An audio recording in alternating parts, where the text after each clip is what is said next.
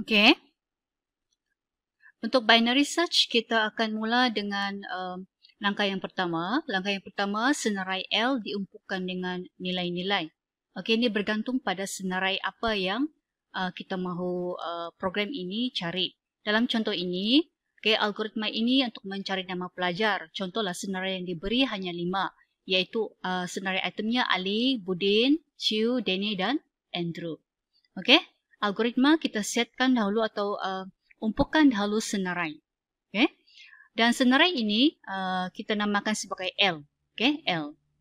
Langkah yang seterusnya, okay, langkah yang kedua, kita isytiharkan pula pemboleh ubah I, N, J, M dan B. Okay? Maksudnya kita cipta pemboleh ubah ini. Sebab pemboleh ubah ini kita akan guna sepanjang program ini dilaksanakan. Okay? Dan kita setkan N ialah 5. N mewakili bilangan item dalam senarai. Okay.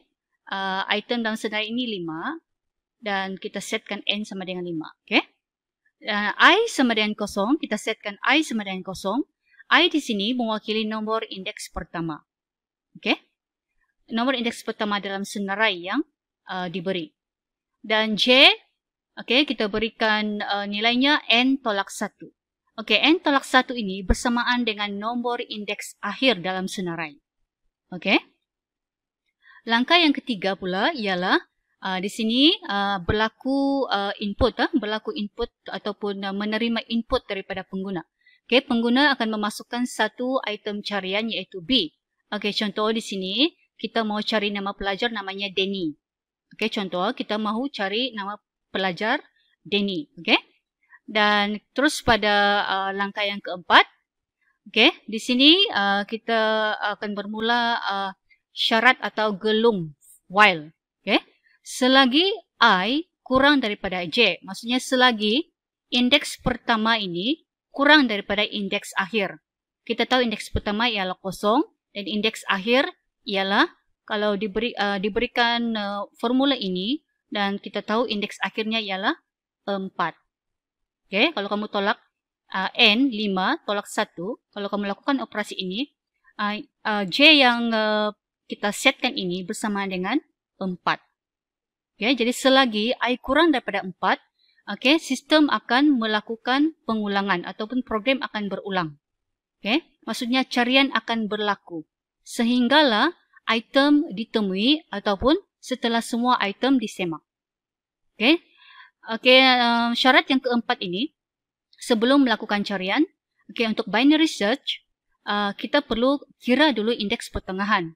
Jadi, indeks pertengahan ini diwakili oleh pemboleh ubah M. Okay, ditentukan dengan formula M sama dengan I tambah J bahagi 2. Okey, ingat, I di sini maksudnya bilangan nombor indeks pertama, iaitu 0, dan J mewakili nombor indeks akhir iaitu 4. Okey. Dan kalau kita buat dia punya operasi, kalau kita kira titik tengah, kita tahu bahawa nilainya indeks titik pertengahan itu ialah pada indeks yang kedua. Dan nilainya ialah Q. Untuk lebih jelas, cikgu akan kira supaya kamu boleh nampak. Okey, I bersama dengan 0. Tambah dengan J di sini 5 tolak 1 sama dengan 4. Dan sebenarnya memang bersamaan dengan indeks terakhir dalam senarai. 4 bahagi dengan 2. Okay, kalau kita lihat operasi matematiknya 4 bahagi 2 memang bersama dengan 2. Maksudnya 2 di sini merujuk pada indeks yang kedua. Indeks yang kedua di sini ya. Dan nilainya ialah Q. Okay, sekarang ini M kamu ialah Q. Inilah indeks pertengahan atau item pada indeks pertengahan. Okay. Dan jangan lupa kita mahu cari B. B di sini andaikan kita mahu cari nama pelajar Danny. Okay, langkah yang kelima, setelah kita dapat item pada pertengahan, indeks pertengahan iaitu M. M yang kita tahu ialah Q. Jadi langkah yang kelima ada syarat lain yang akan diuji. Kita akan uji dahulu adakah item yang kita mau cari itu ialah sama dengan item pada titik pertengahan. Okey, adakah item yang kita cari B itu ialah namanya sama dengan item pada titik pertengahan? Okey, jadi adakah, kalau cikgu terjemahkan, adakah Danny, nama Danny ini ialah sama dengan nama Chiu? Kalau kita lihat di sini, sama atau tidak ni? Ini memang tidak sama. Danny tidak sama dengan Chiu. Nama Danny ini berbeza dengan nama Chiu. Jadi kalau kita lihat secara logiknya, ini akan memberikan boolean atau keputusan tidak. Secara logiknya tidak.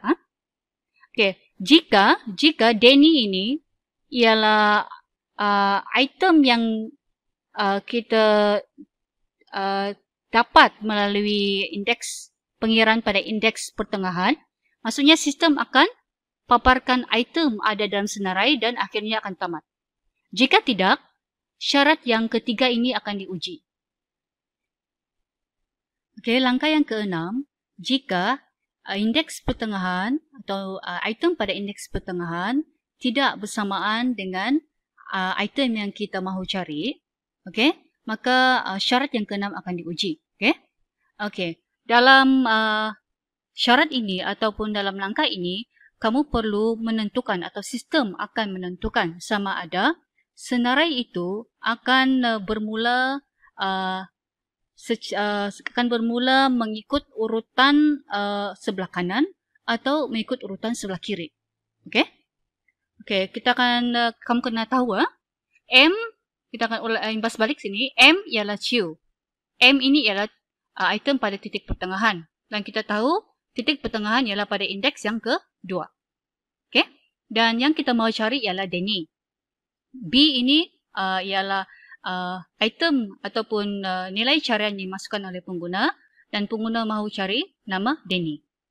Okey. Dan lagi aspek yang kamu perlu tahu, urutan menaik untuk abjad.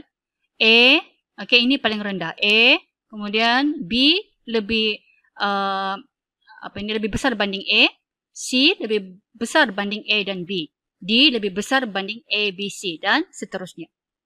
Okey, dan kamu perlu tahu juga ini ialah senarai mengikut indeks. Pada indeks kosong, okey, itemnya ialah Ali, indeks 1 itemnya ialah Budin, indeks 2 item ialah Chiu, indeks 3 item ialah Danny dan indeks 4 item ialah Andrew. Okey, sekarang kita mau uji. Okey, carian seterusnya akan bergerak ke kanan atau bergerak ke kiri. Dan kita tahu, okey, kita tahu titik pertengahan ialah pada indeks yang kedua. Okey.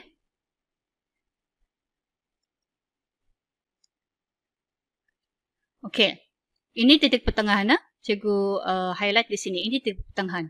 Kita mau tentukan ataupun sistem akan tentukan sama ada akan bergerak ke kanan ataupun bergerak ke kiri. Bergantung pada syarat ini.